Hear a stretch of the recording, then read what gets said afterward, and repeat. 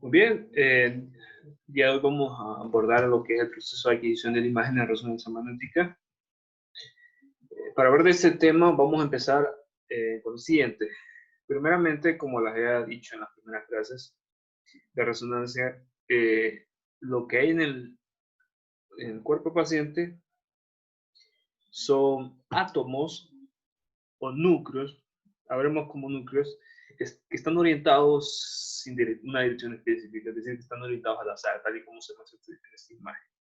Lo que pasa, cuando viene el paciente y se pone al campo magnético del equipo de resonancia, ese campo magnético genera un campo, ese campo magnético tiene bastante intensidad, entonces el efecto que tiene ese campo magnético sobre los núcleos del paciente es alinearlos a una dirección específica, que es la dirección del campo magnético. Entonces los núcleos se alinean con respecto a esta línea del campo magnético. Ese es el efecto que tiene. Y esto es muy importante porque lo que se efectúa con este proceso es ir preparando a los núcleos para que puedan recibir información. Si los núcleos están orientados al azar, entonces no van a poder captar la información que se va a enviar a la antena, que va a enviar la antena. No van a poder captar esa radiofrecuencia, entonces por tanto no se va a poder producir el estudio. Entonces, la intención de esto es ir preparando, es orientarlos con una sola dirección de tal manera que la radiofrecuencia pueda, pueda ser captada por los núcleos. Ese es el fin de por qué se orienta. Ahora, sucede algo cuando los núcleos se orientan en torno a este campo magnético, lo que empiezan es inmediatamente girar en torno a esta línea de campo. Es decir, por ejemplo, este núcleo aquí se orienta en torno al campo magnético y entonces este núcleo empieza a girar en torno a esta línea de campo. Eso precisamente lo que sucede. Entonces empiezan a girar en torno a esta línea de campo y a este movimiento de giro lo vamos a conocer como movimiento de precesión. Este movimiento de precesión es un movimiento muy parecido al que es un trompo cuando gira. Ustedes pueden buscar ejemplos ahí de cómo es ese movimiento. El núcleo viene, gira y gira en torno a las líneas de campo. Ese movimiento de precesión. Ahora, resulta que ese giro es proporcional al campo magnético. Cuando el núcleo viene y gira en torno a la línea de campo, lo que se produce también es una frecuencia angular. Esa frecuencia angular lo que nos dice es que tan rápido está girando ese núcleo. Ustedes consideren, por ejemplo, por ejemplo, considere las revoluciones por segundo que hace una licuadora, por ejemplo, las revoluciones por segundo que hace una llanta de un carro. Ese precisamente es frecuencia angular. Entonces, ese mismo fenómeno de que un cuerpo está girando en torno a un eje es lo que conocemos como movimiento de giro, ¿verdad? Entonces, la frecuencia angular lo que nos dice es que está rápido gira ese cuerpo. Entonces, precisamente en la resonancia magnética, esa frecuencia angular es proporcional al campo magnético. Es decir, que si el campo magnético, mientras más intenso sea, más rápido va a ser la frecuencia de giro en que está girando los núcleos. Aquí voy a hacer paréntesis en algo. Quiero que en vez de frecuencia de giro o frecuencia angular le llamemos como frecuencia angular de precesión. La vamos a conocer así. Ahora, esta ecuación es la ley de Lambert y lo que nos dice es que la frecuencia angular de precesión es igual a una constante. Esta constante la vamos a conocer como constante giromagnética por intensidad del campo magnético. Esta constante giromagnética es una constante específica para distintos núcleos. Por ejemplo, para el núcleo CO23, esa constante giromagnética tiene este valor. Para el núcleo de fósforo 31 tiene este valor. Para el de protón, es decir, para hidrógeno, recuerde que el núcleo de hidrógeno es un protón nada más, tiene este valor. Y son hertz entre tiempo. Otro aspecto a aclarar es que fíjense que al momento de que el equipo emite la radiofrecuencia, no puede emitir una radiofrecuencia de cualquier valor de frecuencia. Tiene que ser una frecuencia muy específica, si no es esto sí, los núcleos no pueden absorber esa radiofrecuencia. es porque los núcleos al momento de estar girando se tienen que sincronizar con la radiofrecuencia que entre. Este proceso lo conocemos como resonancia. Es un nombre de resonancia magnética el hecho de que solo sea ciertos valores de frecuencia que pueda captar los núcleos girando. Entonces, ese valor de frecuencia que tiene que emitir el equipo tiene que estar relacionado con la frecuencia angular de precisión con esta ecuación de la siguiente manera. La frecuencia angular de precisión va a ser igual a 2pi frecuencia del equipo. Recuerde que pi es 3.1416. En su calculadora usted lo va a reconocer como ese símbolo. Entonces, ¿qué pasa? Si yo quiero saber exactamente qué frecuencia es la que tiene que emitir el equipo, y esto es muy importante, la frecuencia que tiene que emitir el equipo en términos del campo magnético, lo que hago es reemplazar esta expresión dentro de esta, es decir, en vez de decir omega, en vez de poner la frecuencia angular, solo ponemos 2pi frecuencia del equipo. Entonces es lo mismo que hago aquí, 2pi frecuencia del equipo igual a la constante magnética por el campo magnético. ¿Qué es lo que hago luego? En despejo para la frecuencia del equipo. Y ahora tengo esta ecuación. Entonces, ¿qué es lo que nos indica este valor? Que podemos saber exactamente qué frecuencia exactamente el valor de la frecuencia de la onda que tiene que emitir el equipo en términos del campo magnético y a través del estudio que nosotros queremos hacer. Aquí hay un paso importante recalcar, que el tipo de estudio que nosotros queremos hacer va a depender del tipo de núcleo que nosotros queremos obtener información. Hay ciertos tipos de estudio, por ejemplo, para hacer, por ejemplo, la constitución molecular de ciertas proteínas, en el que nosotros queremos saber la información que se obtenga del núcleo de fósforo 31, o por ejemplo, la estructura molecular de la presencia de átomos de carbono en la estructura molecular de los huesos. Nosotros queremos obtener la información del carbono 13. Aquí damos un ejemplo, el ejemplo más común, que es para obtener las gemas T1 y T2. Nosotros lo que hacemos es obtener esa información de las gemas T1 y T2 de los núcleos de hidrógeno. Entonces veamos lo siguiente. Para obtener imágenes en T1 y T2 tomamos la información proveniente del núcleo de hidrógeno. Si el equipo de resonancia magnética IRM emite un campo magnético de 1.5 teslas, ¿qué valor de frecuencia debe de emitir las antenas de radiofrecuencia para que el estudio sea posible? Entonces, como les decía anteriormente, no puede ser cualquier valor de frecuencia que emite el equipo. Ese valor de frecuencia tiene que estar conllevado con esta ecuación. De aquí donde vamos nosotros a calcular ese valor. Entonces, observen que B sub 0 es la intensidad del campo magnético, según nuestro ejemplo, es 1.5, y esa constante, la constante geomagnética entre 2pi, nosotros la vamos a obtener de esta tabla, precisamente. Aquí está, este mismo valor, aquí está. Observen bien que estamos hablando de núcleo de hidrógeno, es decir, es protón. Ustedes cuando escuchen núcleo de hidrógeno, asimílenlo con el protón. Entonces, esa constante va a ser 42.5781 MHz entre teslas.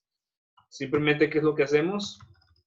En esta ecuación, añadimos los datos que nosotros ya tenemos. La constante giromagnética entre 2pi por el tercer campo magnético 1.5 tesla. Entonces, multiplicamos esos dos datos y lo que nosotros tenemos es ya la frecuencia que va a emitir el equipo. Luego, otro aspecto más grave es que es bueno saber cuánto es la frecuencia angular de presión del núcleo. Es un aspecto físico muy importante. Nosotros lo podemos saber a través de esta ecuación, precisamente frecuencia angular igual a 2pi frecuencia del equipo. Es lo único que hacemos es multiplicar 2pi por la frecuencia del equipo, que es la que acabamos de calcular, este valor de aquí. Entonces, eso precisamente es lo que vamos a hacer. 2pi por la frecuencia del equipo. Esto nos va a dar este valor, 401.894 MHz. Si nosotros queremos expresar esto, en vez de decir MHz a Hertz, simplemente tomamos en cuenta que 1 MHz es igual a 1 por 10 de 6 Hz.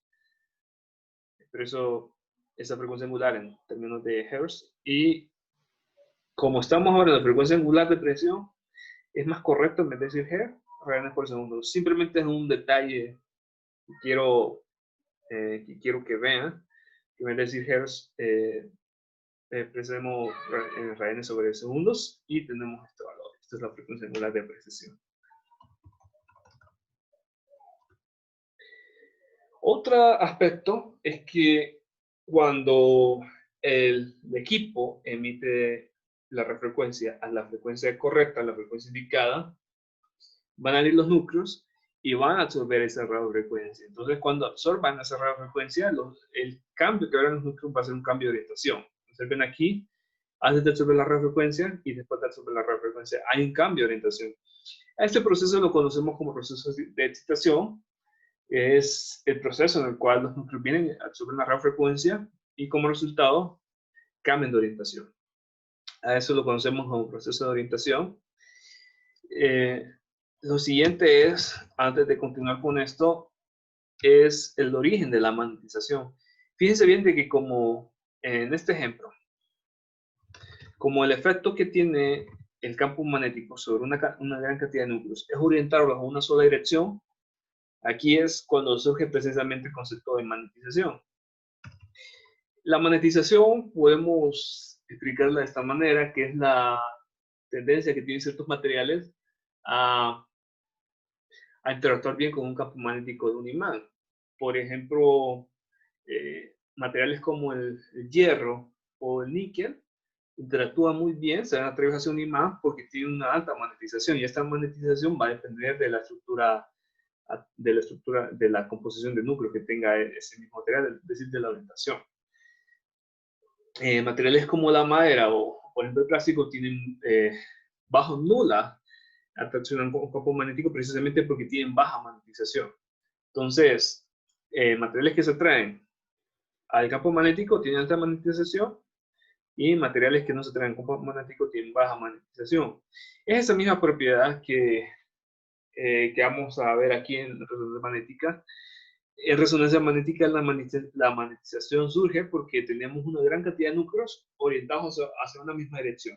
Eso ocurre porque el campo magnético vino y orientó a todos esos núcleos en una sola dirección, como podemos ver en esta imagen. Entonces, por la dirección vamos a conocer esa magnetización como la magnetización longitudinal. Es simplemente por la dirección que ustedes pueden ver aquí, como los núcleos van orientados hacia esta dirección, surge una magnetización longitudinal que va orientada hacia esa misma dirección. Ahora, ¿qué sucede? Volviendo aquí al proceso de excitación, es decir, que los núcleos absorben esa radiofrecuencia, viene y el mismo efecto que tiene esa radiofrecuencia al ser absorbida por un núcleo, va a tener el mismo efecto sobre una gran cantidad de núcleos. Entonces, es lo mismo que pasa. Viene, y este ejemplo aquí lo que indica, esta figura aquí lo que indica es que los núcleos ya absorbieron la radiofrecuencia y cambiaron de orientación. Entonces ahora, en vez de decir una magnetización longitudinal, porque ya no está hasta esta dirección, ahora los núcleos están hacia esta dirección. Entonces ahora la vamos a conocer como magnetización transversal. Y ese cambio de orientación precisamente surgió porque esta gran cantidad de núcleos vino y absorbió la radiofrecuencia. Entonces, ¿qué pasa? Luego el equipo viene y por un momento deja de emitir la onda de radiofrecuencia. Cuando deja de emitir esa onda de radiofrecuencia, los núcleos vuelven a la orientación original que tenían antes de absorber la radiofrecuencia, es decir, esta misma orientación. Entonces, ¿qué pasa? Cuando los núcleos vuelven a su orientación que tenían antes, emiten energía. Esa energía la emiten en forma de señales que son captadas por un sistema de detectores que están cerca del paciente. Con esta información es que se produce la imagen. Este paso en el que se vuelve a una magnetización longitudinal, es decir, que teníamos una magnetización transversal porque los núcleos absorbieron la radiofrecuencia y se deja emitir la radiofrecuencia y ahora vuelve una magnetización longitudinal. Este proceso se le conoce como proceso de recuperación de magnetización longitudinal. Este proceso lleva su tiempo, no es instantáneamente que ocurre, es decir, se deja emitir la radiofrecuencia y pasa un tiempo para que los núcleos se vuelvan a recomodar a la posición que tenían antes. Específicamente hay una ecuación que nos dice a qué ritmo se va a ir recuperando esta magnetización longitudinal. Ese ritmo va a estar expresado por esta ecuación específicamente. Lo que nos dice es la magnetización longitudinal va a ser igual a 100, lo vamos a expresar así. Para este caso lo voy a expresar 100% por magnetización inicial, paréntesis, 1 menos exponencial de menos elevado a la menos t entre t1. Yo sé que esta ecuación les puede parecer algo difícil, algo compleja. Realmente no nos vamos a detener mucho en esto, porque lo que quiero que vean es qué sucede cuando yo quiero graficar una ecuación como esta, cuando quiero mostrarla sin gráfico. Lo que tenemos es una gráfica como esta. Esto sí quiero que nosotros podamos analizar, podamos ver qué es lo que nos dice la gráfica. Esta gráfica vino precisamente a graficar esta ecuación, al tomar esta ecuación. Y lo que quiero que veamos es que la magnetización longitudinal no llega repetidamente cuando el núcleo se reacomoda, sino que pasa un tiempo. Entonces, inicialmente, los núcleos se van a reorientar rápidamente. Ustedes han escuchado ahorita en esta época, por ejemplo, cuando se habla de la tasa de crecimiento de casos por coronavirus, ustedes han escuchado un crecimiento exponencial. Ese mismo crecimiento exponencial se ve reflejado en esta gráfica. Inicialmente los núcleos se reorientan hacia la dirección longitudinal de una manera exponencial, es decir, se reorientan más rápido hacia la dirección longitudinal. Y luego llega, pasa un tiempo de 800 a, según este ejemplo, 800 a 1000 segundos, ya ese crecimiento se va acelerando un poco y entonces ya los núcleos están tardando un poco más en volver a su posición longitudinal. Quiero que hagamos eso porque con esto quiero introducir precisamente el concepto de tiempo T1. Ese mismo T1 que nosotros veíamos al inicio de las primeras clases de resonancia, quiero que veamos exactamente qué es el T1. Quiero que nosotros tomemos esta misma ecuación y que en vez de decir T, es decir, en vez de poner T aquí, pongamos T1 para ver qué es lo que pasa. Entonces, en vez de decir T, pongamos solo T1 dentro de esa ecuación y fíjense bien lo que pasa. Aquí en vez de T, viene T1 y entonces tenemos T1 entre T1. ¿Qué es lo que pasa? Se cancela esto y tenemos un menos 1. Recuerda que aquí hay un menos. Entonces tenemos que la magnetización longitudinal en T1, va a ser igual a 100 por magnetización inicial, paréntesis 1 menos exponencial a la menos 1. Si ustedes corroboran en su calculadora cuánto es exponencial de menos 1, eso les va a dar 0.37. Entonces aquí lo sigo expresando. Magnetización longitudinal va a ser igual a 100 por magnetización inicial, paréntesis 1 menos 0.37. Eso nos da 0.63. Multiplico este 0.63 por 100% y esto nos da 63% de magnetización inicial. ¿Qué es lo que significa todo este rollo? Esto es lo que significa que cuando el tiempo esté 1, la magnetización longitudinal ha recuperado 63% de su valor inicial. Solo quiero que vean eso y es precisamente lo que es el tiempo T1. El tiempo T1 es el momento, es el tiempo en el que la magnetización longitudinal le recupera ese 63% de su valor que tenían los núcleos antes de que cambiaran su orientación. Es eso lo que significa, es decir, que vienen los núcleos, estaban en esta orientación, se deja emitir la radiofrecuencia y ahora vuelven hacia la magnetización, hacia la dirección de la magnetización longitudinal. Es decir, que quieren volver hacia su dirección original, entonces quieren llegar hasta esta dirección. Entonces, el 63% del avance es lo que conocemos como T1. Es eso precisamente el concepto de T1. Ahora fijémonos bien en esta ecuación. Esta ecuación esta es una constante, claramente. Es diferente para cada tejido.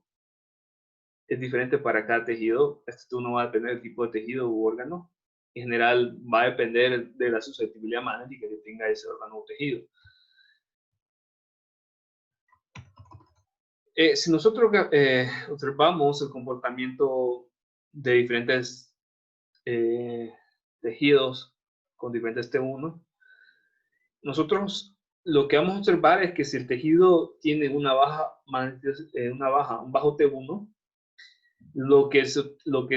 tiene ese tejido es alta magnetización, es decir, una mayor magnetización. Observemos aquí un bajo T1, la gráfica es más alta, esta gráfica, esta curva aquí es más alta, la gráfica es más alta, y esto lo que permite ver es que la magnetización va a ser más alta. Ahora, ¿qué pasa? La magnetización es más alta, el órgano tejido es más susceptible al campo magnético, porque como les decía anteriormente, materiales con alta magnetización son más susceptibles al campo magnético. Entonces, ¿qué pasa? Ese órgano tejido va a aportar más información al estudio, y lo que se va a observar en la imagen va a ser una tonalidad más grande, es decir, una tonalidad hiperintensa. ¿Qué pasa cuando ese tejido tiene un alto T1? Tiene una baja magnetización. Observe bien que la curva está más baja, esto quiere decir que el porcentaje de magnetización es más bajo. Entonces, ¿qué pasa? Ese tejido o órgano va a aportar menos información, porque va a tener menos susceptibilidad magnética, y entonces como resultado lo que se va a ver en la imagen es una tonalidad más oscura, es decir, grisácea a oscura, es decir, una tonalidad más hipointensa. Es precisamente el valor de T1 que afecta en qué manera se va a visualizar ese tejido en la imagen. Si seguimos ese patrón, lo que vamos a tener es lo siguiente. Tenemos, por ejemplo, aquí una imagen de modo T1. Esa imagen de modo T1, las regiones hiperintensas se van a ver hiperintensas porque el valor T1 de ese tejido u órgano es bajo. Es precisamente por eso, es bajo. Las regiones hipointensas, por ejemplo, la materia gris o los fluidos, se van a ver de ese color porque tienen un alto T1. Entonces, ¿qué significa esto? Eso es lo que significa que regiones hiperintensas se ven así por el valor de T1 que es bajo. Regiones hipointensas se ven así por el valor de T1 que es alto. Esto claro en una imagen de T1. Ahora abordemos otro detalle, y es el hecho de que cuando se está recuperando la magnetización longitudinal, se está perdiendo la magnetización transversal. Esto es porque ocurre el proceso simultáneamente. Veamos aquí vienen los núcleos, absorben la radiofrecuencia y entonces cambian de orientación y vuelven a esta orientación. Pero ¿qué pasa con la magnetización transversal? Ya no está aquí, ¿verdad? Desapareció. Es precisamente eso.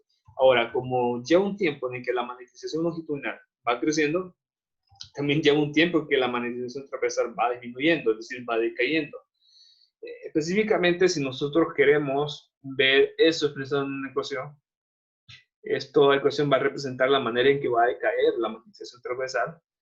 Nos dice que la magnetización transversal va a ser igual a 100% por la magnetización inicial, paréntesis, exponencial elevado a la menos t entre T2. Vamos a ver eso, precisamente lo que es. Lo que nos interesa, nuevamente, recalcando en esto, no nos interesa tanto meternos mucho a detalle en esta ecuación. Lo que nos interesa ver es qué pasa cuando se grafica este tipo de ecuaciones. Y lo que tenemos es un comportamiento, es una gráfica como esta. Observemos bien que la magnetización va disminuyendo conforme avanza el tiempo.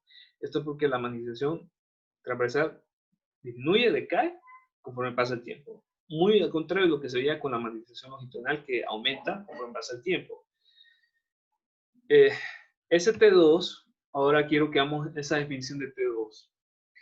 Quiero que volvamos a esta ecuación y que veamos qué sucede cuando esta T, en vez de poner una T aquí, hay una T2. Es decir, cuando el tiempo es igual a T2. Cuando el tiempo es igual a T2, se cancelan esta T como estábamos tenemos ahora T2 entre T2, se cancela este T2, y ahora tenemos menos 1. Entonces tenemos magnetización transversal igual a 100% por magnetización inicial, paréntesis, E a la menos 1. Nuevamente usted puede corroborar que en su calculadora que E a la menos 1 es 0.37. Ese 0.37 lo multiplico por 100 y me da 7% E inicial. ¿Qué significa todo este embrollo? Lo que significa que T2, perdón, había T2 es el tiempo en el que la magnetización transversal decae a un 37% de su valor inicial. Es decir, que venían los núcleos, se orientaron. Significa esto. Teníamos los núcleos aquí, tenía esta orientación después de absorber la frecuencia, y esto tiene cierto valor. Entonces, lo que significa es que cuando los núcleos se alejan de esa orientación, un 37%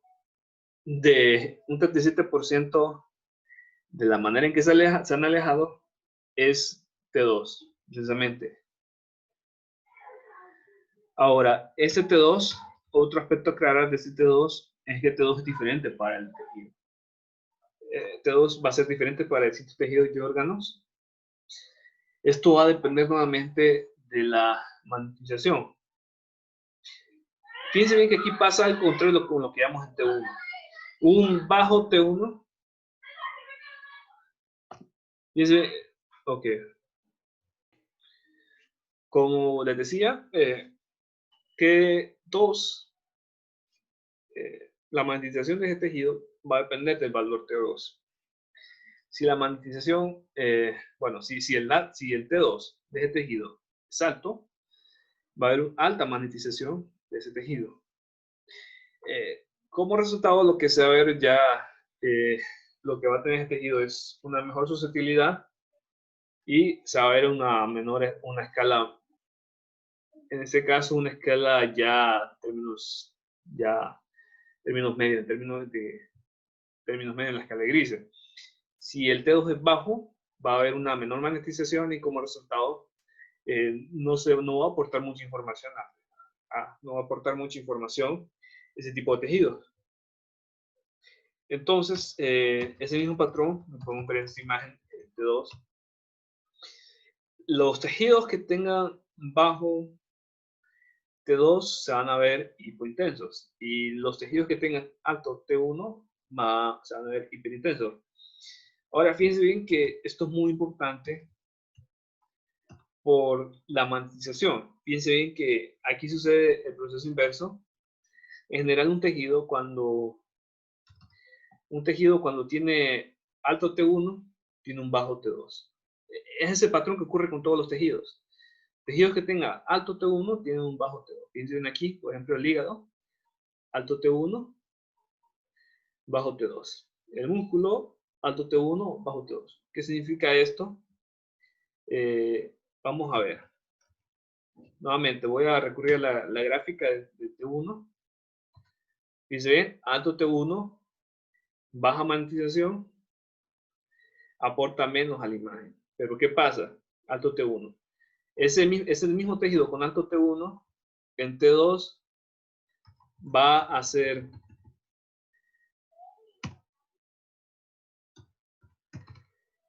ok. Ese mismo tejido en T2 va a tener el proceso inverso. Es decir, que si en T1 no aportaba mucha información en la imagen, contrariamente, si no aportaba mucha información en la imagen, el proceso contrario, lo que se va a ver es que va a aportar más información en la imagen en T2. Es precisamente eso. ¿Por qué visualizamos diferentes tipos de modos de imágenes en T1 y T2? Esto es porque si un tejido no aporta mucha información en T1, puede aportar más información en T2. Entonces, es por eso que se llevan a cabo ese tipo de modos de imágenes para distintos tejidos. Cuando un tejido no aporta suficiente información en T1, puede aportar más información en T2. Precisamente por el proceso inverso de orden. Es debido a eso Otro aspecto a aclarar es el tiempo TR y TE. Bueno, como ustedes lo habrán leído tal vez en el documento, y como habrán visto en los videos anteriores a esta clase, es que en estudio de resonancia conlleva varias pulsaciones de radiofrecuencia, es decir, están emitiendo constantemente varias pulsaciones de radiofrecuencia. No es solo una vez que se emite la radiofrecuencia, sino que son varias. Esto debe ser así porque a más información suministrada se está estructurando a más detalle un volumen, se está estructurando a más detalle más información, entonces se necesita emitir constantemente varias posiciones de radiofrecuencia. ¿Qué es TR entonces? TR o tiempo de repetición es el intervalo entre los pulsos de radiofrecuencia. Es eso. Si lo vemos un poco más técnico, el TR va a ser el tiempo que decae la magnetización transversal y se recupera la magnetización longitudinal. Esas son dos maneras de definir TR. El TE es el intervalo de tiempo entre los núcleos en el comienzo del proceso de relajación, es decir, cuando se empieza cuando se empieza a decaer T2 y cuando se empieza a decaer T2, los núcleos vuelven a su orientación inicial y en ese proceso emiten energía hacia afuera del núcleo, hacia afuera del paciente, y entonces toda esa energía es detectada por un sistema de detectores. Entonces T va a ser precisamente el tiempo que transcurre, el tiempo en el que empiezan a decaer el tiempo precisamente en el que empiezan a orientarse los núcleos hacia su posición inicial y el tiempo que tarda esa señal en recibirse por los detectores. Eso es precisamente el tiempo T. Ese tiempo T y TR van a ser parámetros que van a depender del tipo de imágenes que nosotros queremos tener. Para obtener una imagen en T1 se suele trabajar con un T corto, es decir, un tipo de eco corto y un TR corto. Para obtener una imagen de densidad protónica se suele trabajar con un TR largo y un T corto. Un T largo y un T corto no va a dar ningún tipo de imagen, y un T largo y un TR largo va a dar una imagen de 2. ¿Por qué es esto así? Estos son por unos aspectos muy a detalle que no veremos en esta clase. Son cuestiones ya bastante técnicas de detalle que por lo menos no se verán en esta clase. Bueno, finalizo todo esto. Es todo por esta clase. Espero que esta explicación les ayude a su estudio.